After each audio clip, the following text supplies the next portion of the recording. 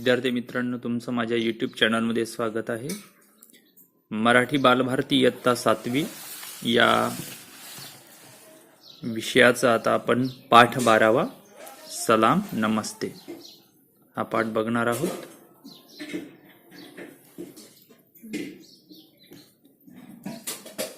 पाठ 12 सलाम नमस्ते हा पाठ सुधा मूर्ती यांनी लिहिलेला आहे.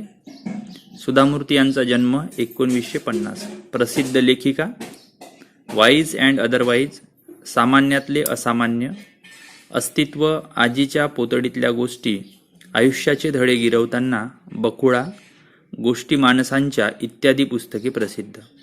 प्रस्तुत पाठ पुण्यभूमी भारत या कथासंग्रहातून घेतला आहे. त्यांचा जो कथासंग्रह आहे पुण्यभूमी भारत या कथासंग्रहातून हा जो सलाम नमस्ते आहे पाठ हा घेतलेला आहे. सुधा मूर्ती यांच्या मूळ इंग्रजी कथासंग्रहाचा मराठी अनुवाद लीना सोहोनी यांनी केला आहे. तर हा एक प्रकारचा अनुवाद आहे आणि तो कोण केला आहे? लीना सोहोनी यांनी. पाठामध्ये काय आहे बघा, इथे दिलेला आहे. अत्यंत गरीब परिस्थिती असूनही माणुसकी, प्रामाणिकपणा, कष्टाळू वृत्ती, दुसऱ्यांच्या दुःखांविषयीची जाणीव इत्यादी गुण शेख महम्मद व त्याची मृत्यूच्या दारात उभी असलेली बहीण झुबेदा यांच्या ठायी दिसून येतात. प्रस्तुत पाठात लेखिकेने याचे अत्यंत हृदयस्पर्शी वर्णन केले आहे. या पाठामध्ये शेख महम्मद आणि त्याची बहीण झुबेदा यांच्यामध्ये असलेले अतिशय आदर्श गुण, माणुसकीचे गुण आपल्याला या पाठातून शिकायला मिळतात. आता आपण प्रत्यक्ष पाठ समजून घेऊ. शेख महम्मदचं एक छोटंसं दुकान होतं. तो वह्यांची किरकोळीनं विक्री करायचा. किरकोळीनं म्हणजे छोटीशी जे दुकान असते आणि छोट्या प्रमाणामध्ये किरकोळीनं विक्री करायचा तो. दरवर्षी जून महिन्यात मी त्याच्याकडून मोठ्या संख्येनं वह्या विकत घेत असे. तर लेखिका शेख महम्मदकडून विकत घ्यायच्या वह्या आणि कशासाठी घ्यायच्या ते दिलं आहे पुढं बघा. आम्ही त्या झोपडपट्टीतील शाळकरी मुलांमध्ये वाटत असू. तर गरीब जे मुलं होते झोपडपट्टीमधले त्या मुलांना त्या वह्या द्यायच्या. त्याचं दुकान आमच्या ऑफिसच्या जवळच होतं. ऑफिस म्हणजे काय तर कार्यालय. दुकानाची जागा भाड्याची होती. शेख महम्मद फार संकोची स्वभावाचा होता. संकोची स्वभाव म्हणजे लाजाळू स्वभाव. तो वह्या आणून आमच्याकडे पोहोचवायचा. आमचा चेक तयार झाला की आम्ही त्याला तसं कळवायचो. मग तो येऊन चेक घेऊन जायचा. चेक म्हणजे काय तर एक प्रकारे बँकेचा धनादेश. तर हा चेक जर आपण बँकेत दिला तर या चेकमधून चेक दिल्यानंतर पैसे मिळतात. तर अशा पद्धतीनं त्याला चेकद्वारे पैसे दिल्या जात होते. नगदी स्वरूपात पैसे मिळत नव्हते. कंपनीचा तसा नियम असतो त्यामुळे चेक दिला जातो. एकदा असाच तो आमच्या ऑफिसात आला होता. त्यावेळी आम्ही सर्वजण मिठाई खात होतो. मी शेखच्या हातावर मिठाई ठेवली पण त्यानं ती खाल्ली नाही. का रे शेख, तुला मधुमेहाचं दुखणं वगैरे आहे का? नाही मॅडम. खाऊ घरी न्यावा म्हटलं. घरात लहान मुलं आहेत. माझ्यापेक्षा त्यांनाच याची गोडी जास्त. तर आता शेख महम्मदची परिस्थिती गरीब आहे, घरी मुलं आहे. तर त्याला वाटलं की हा जो खाऊ दिला आहे लेखिकेनं तो स्वतः न खाता घरी न्यायचा आणि मुलांना द्यायचा. तर यामध्ये त्याची काय आपल्याला त्याचं स्वभाव वैशिष्ट्य लक्षात येते शेख महम्मदचं, की तो आपल्या घरच्या मुलांवर प्रेम करतो आणि त्यांना हे चांगलं खाऊ मिळावं अशी त्याची इच्छा आहे. आपण पण आपल्या वाट्याचं थोडं ना थोडं दुसऱ्या मुलांना दिलं पाहिजे. स्वतःपेक्षा दुसऱ्यांचा विचार प्रथम करायला हवा. तुला किती मुलं आहेत? मी विचारलं. ती तेवढीशी मिठाई घरी जाऊन पुरली असती की नाही कोणास ठाऊक. मॅडम, मला एक मुलगी आहे. शिवाय माझी भाची पण माझ्याकडे असते. आता शेख महम्मदनं सांगितलं की माझी स्वतःची एक मुलगी आहे आणि माझी भाची म्हणजे बहिणीची मुलगी पण त्याच्याकडे राहत होती. का बरं? तुझी भाची तुझ्याकडे का असते? आता लेखिकेने त्याला विचारलं की तुझी भाची तुझ्याकडे का असते? ती तिच्याच आईकडे का असत नाही? माझी बहीण झुबेदा विधवा आहे आणि ती आमच्याकडेच राहते. विधवा म्हणजे जिचा पती मरण पावला अशी. मला ते ऐकून शेखबद्दल वाईट वाटलं. तो एक छोटा दुकानदार होता. तो काही खूप कमवत नव्हता. त्यामुळे त्याच्या कुटुंबाविषयी आणखी माहिती काढावीशी मला वाटली. झुबेदा काय करते? लेखिकेने विचारलं. ती उत्तम शिवणकाम करते. ती आणि माझी बायको अशी दोघी जणी मिळून घरी शिवणाचा व्यवसाय करतात. शिवणाचा म्हणजे शिवणकाम. अल्लाची मेहरबानी आहे, आमचं छोटंसं भाड्याचं घर आहे. आम्ही समाधानी आहोत.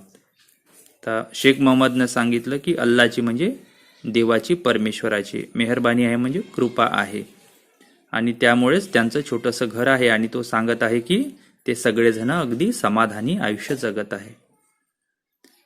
त्याचं ते उत्तर माझ्या हृदयाला स्पर्श करून गेलं. आजकालच्या जगात समाधान हा शब्द तसा दुर्मिळच झाला आहे.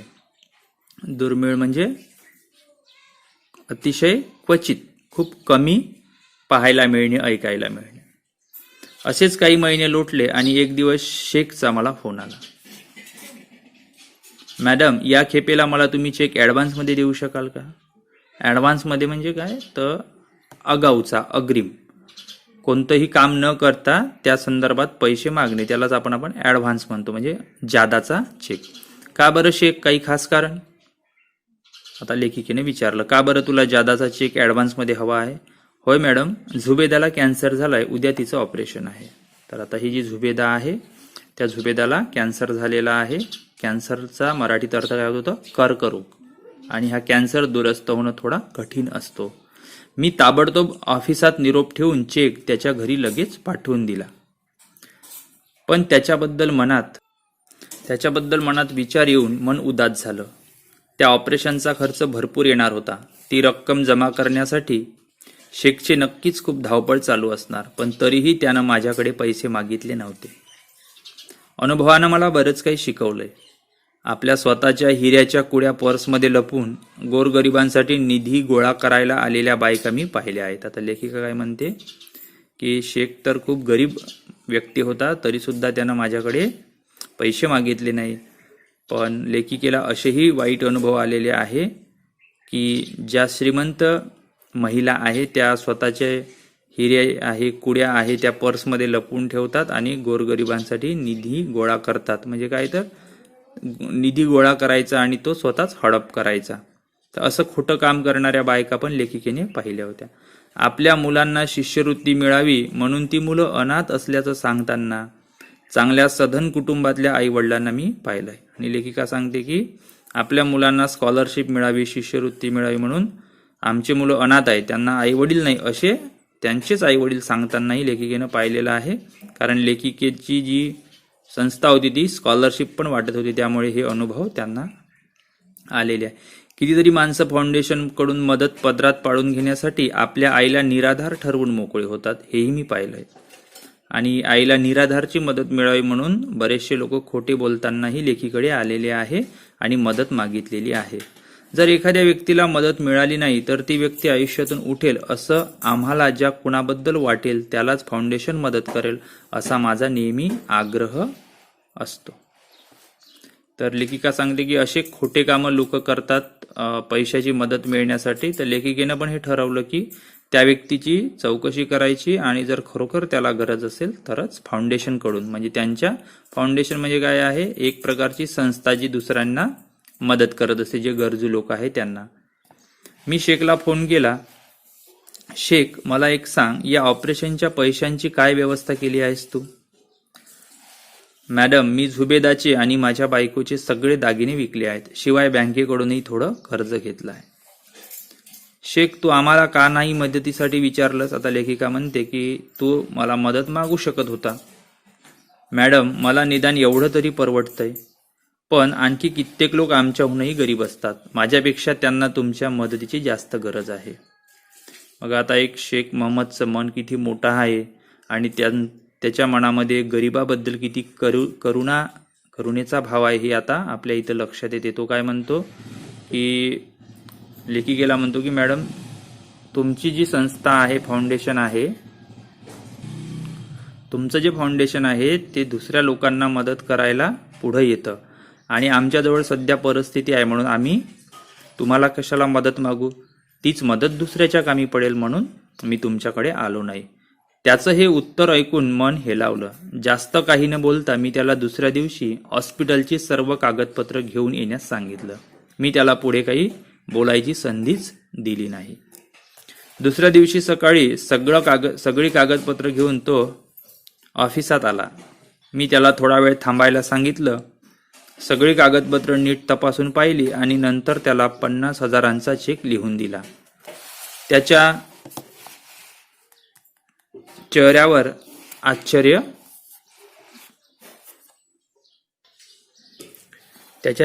आश्चर्य होतं. मॅडम, तुमच्याकडून एवढे पैसे मिळतील असं मला वाटलंच नव्हतं. तुम्ही माझ्या संकटात आपलं माणूस समजून मदतीला धावून आला आहात.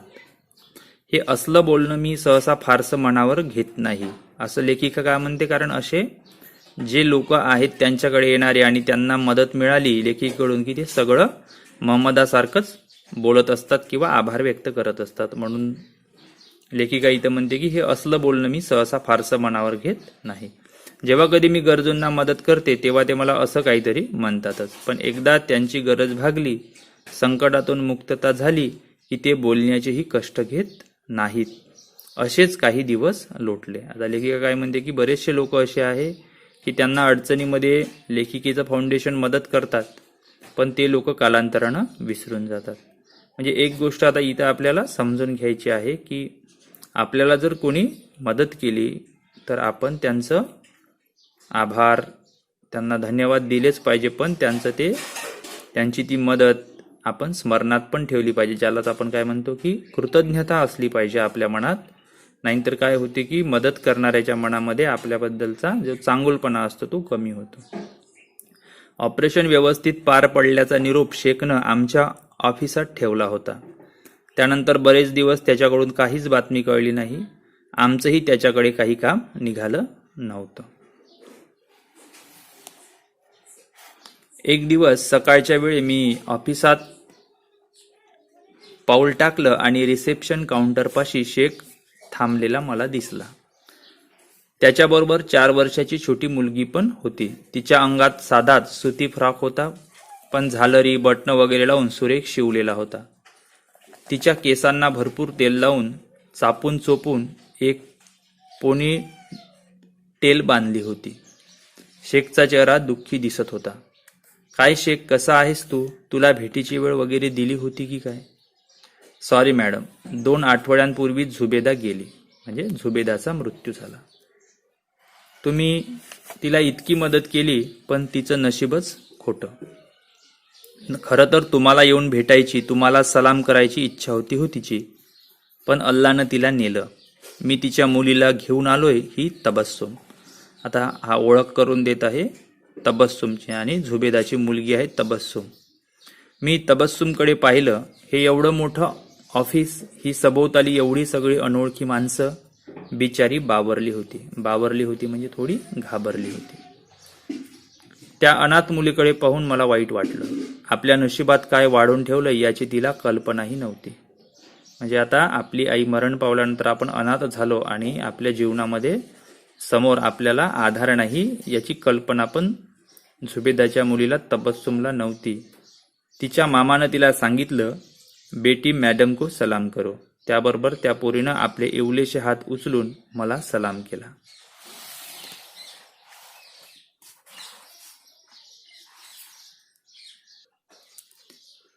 माझ्या तोंडून शब्द फुटेना. शेखनं डाव्या हाताच्या बोटांनी डोळे पुसले आणि खिशातून एक पॉकेट काढलं. मॅडम, हे तुमच्यासाठी आहे. झुबेदानं पाठवलंय. मला यायला उशीर झाला त्याबद्दल सॉरी. सॉरी म्हणजे माफी मागणे. मी तो लिफाफा उघडला. आत 3,000 रुपये होते. मी गोंधळून शेखकडे पाहिलं. मॅडम, तुम्ही 50,000 दिले होते, पण झुबेदाचं ऑपरेशन आणि औषध पाण्यासाठी फक्त 47,000च खर्च आला. आपण आता यातून काही वाचत नाही हे जेव्हा झुबेदाला समजलं तेव्हा ती म्हणाली, आपण उरलेले पैसे मॅडमना परत करू. निदान दुसऱ्या कुणाच्या तरी उपयोगाला येतील. एखादा नशीबवान असेल त्याचा जीव तरी वाचेल. आता हे पैसे माझ्यावर खर्च करून वाया घालवायला नकोत आपण. आता हे सगळं वाक्य कोणाचे आहे तर झुबेदाचे आहे. माझ्या नकळत माझ्या डोळ्यातलं पाणी गालावरून वाहू लागलं. मी झुबेदाला कधीच भेटले नव्हते, पण दुसऱ्यांविषयीची तिच्या मनातली ही कळकळ पाहून मी थक्क झाले. इतक्या गरिबीत आणि यातना सहन करताना सुद्धा तिनं दुसऱ्या गरजू रुग्णांचा विचार करावा ही गोष्ट विस्मयचकित करून सोडणारी होती. आपण स्वतः संकटाशी झुंज देत असताना दुसऱ्याचा विचार करणारी माणसं या जगात विरळच. आणि आता इथं लेखिकेला ही गोष्ट फार विरळ वाटली, दुर्मिळ वाटली, कारण लोक स्वतःचाच जास्त विचार करतात, दुसऱ्यांचा विचार करताना कमी दिसतात. आणि झुबेदा तर मरणाच्या दारावर उभी होती, तिला तिचा मृत्यू सामोर दिसत होता. अशाही परिस्थितीत झुबेदा विचार करते की ही उरलेली जी 3000ची मदत आहे ती दुसऱ्यांच्या उपयोगी पडेल आणि दुसऱ्याचा जीव वाचेल. इथे तुमचं शिक्षण, भाषा, जातपात, धर्म या कशाचा संबंध नसतो. त्यासाठी हृदयात अपार करुणा असावी लागते. करुणा म्हणजे दुसऱ्यांबद्दलचं प्रेम. मी तो लिफाफा तसाच शेखला परत देऊन म्हणाले, हे पैसे तबस्सुमसाठी आहेत. अल्लाची तिच्यावर मेहरबानी असू दे. तिला नीट शिकू दे. तुला जर काही मदत लागली तर प्लीज मला सांग.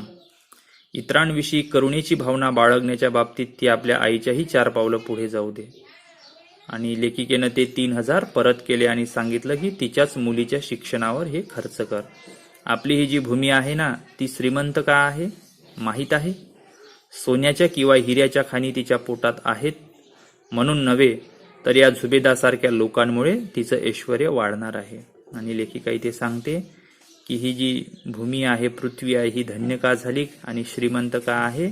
तर आपल्या पृथ्वीवर सोने आणि हिरे आहे म्हणून नाही, तर असे श्रीमंत मनाची माणसं आहे, मोठ्या मनाची माणसं आहे म्हणून आपली पृथ्वी श्रीमंत आहे. तबस्सुम नुसती तिथे बसली होती. तिला काहीच कळत नव्हतं. माझे शब्द पचनी पडणं शेखलाही कठीण जात होतं. पचनी पडणं म्हणजे समजणं. तर असा ही सुंदर भाव व्यक्त करणारी कथा आहे, गोष्ट आहे, जे लेखिकेच्या जीवनामध्ये प्रत्यक्ष त्यांना अनुभवाला आली. अशी सुद्धा माणसं या जगात असतात की जे स्वतःपेक्षा दुसऱ्यांचा विचार करतात, प्रामाणिक आणि इमानदारीनं आयुष्य जगतात. तर विद्यार्थी मित्रांनो, या पाठातून आपल्याला सुद्धा हे शिकायचं आहे की आपण केलेल्या मदतीबद्दल कृतज्ञ असलं पाहिजे आणि सोबतच आपल्या पृथ्वीला श्रीमंत करण्यासाठी असे श्रीमंत भाव म्हणजे आपलं मन मोठं केलं पाहिजे आणि चांगल्या गोष्टी आपण अशा पाठातून आत्मसात केल्या पाहिजे.